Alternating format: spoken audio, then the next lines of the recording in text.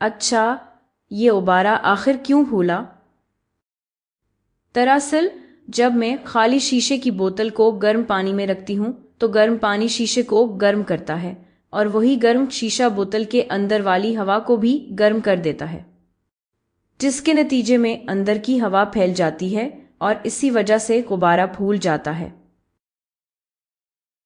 تو اس سرگرمی سے یہ پتہ چلتا ہے کہ جب آپ کسی گیس کو گرمی دیتے ہیں تو وہ پھیل جاتی ہے، اور یہی اصول ہاٹ ایئر بیلونز میں بھی استعمال ہوتا ہے۔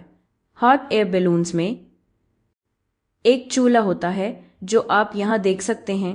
یہ غبارے کے اندر والی ہوا کو گرم کرتا ہے، جس سے ہوا بہت گرم اور ارد گرد کی ہوا سے ہلکی ہو جاتی ہے، اور اسی وجہ سے غبارہ اوپر اٹھتا ہے۔ تو آپ اسی اصول تک پہنچ سکتے ہیں جس سے ہاٹ ایئر بیلون اوپر جاتا ہے۔